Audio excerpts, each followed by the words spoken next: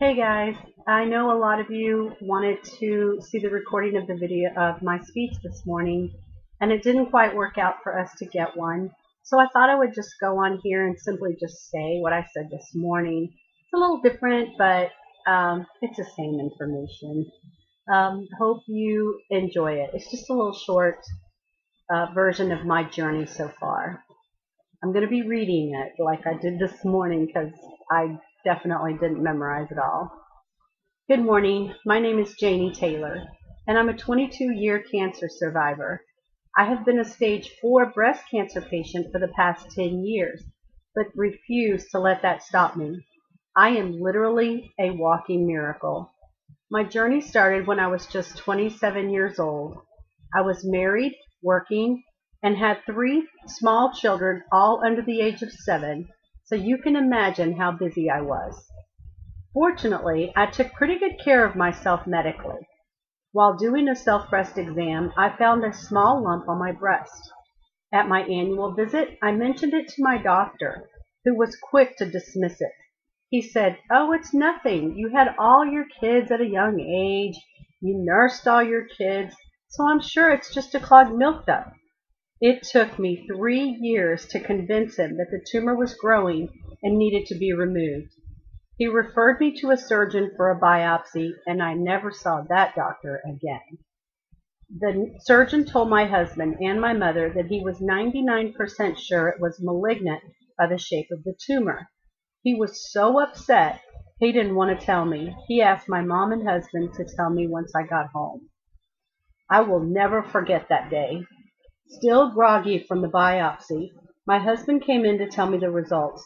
I just remember saying, "No, he's wrong."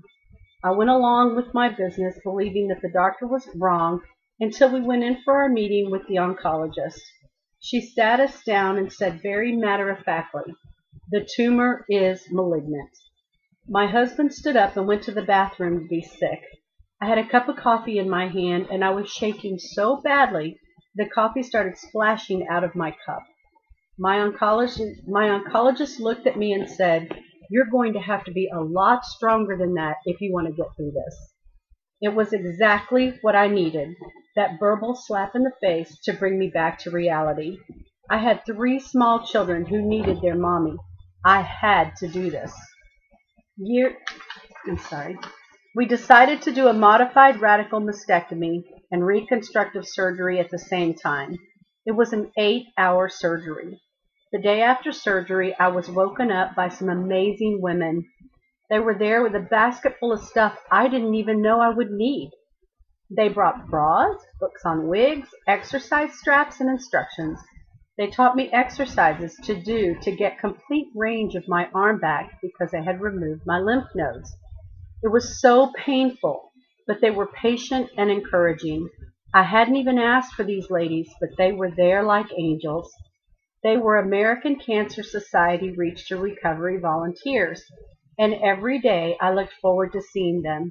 It was at that point my love affair with the American Cancer Society began.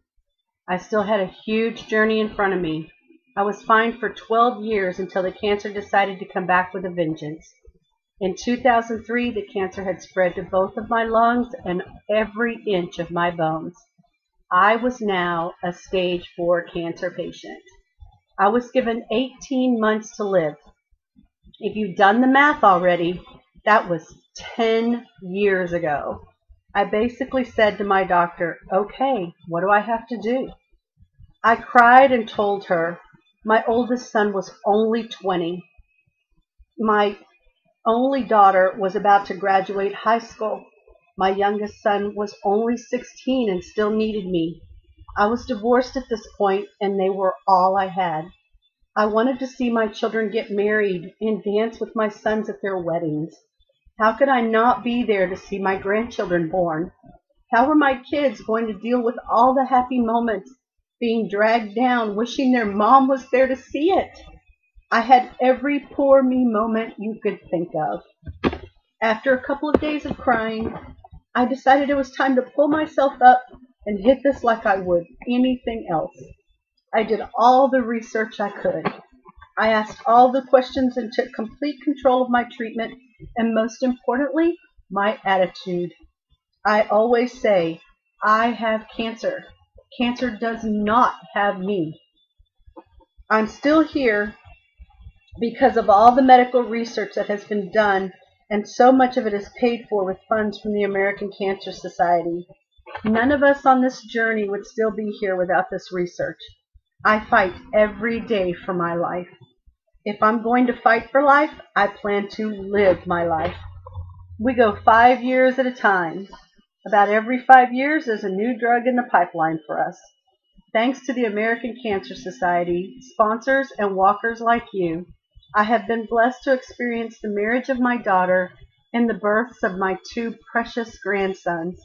Life is so precious.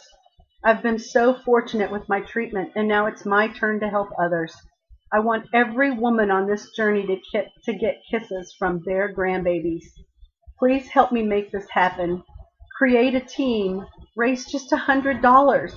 It's so easy. Last year my team raised more than $1,200, and this year we plan to give even more by starting earlier. I see no reason why we shouldn't be able to reach our goal of $2,500. It's not hard to form a team. I simply emailed everyone on my contact list and posted it on my Facebook page. I explained to them that I was forming a team and hoped that they would join me. If they were unable to walk, they could help with a donation. Excuse me.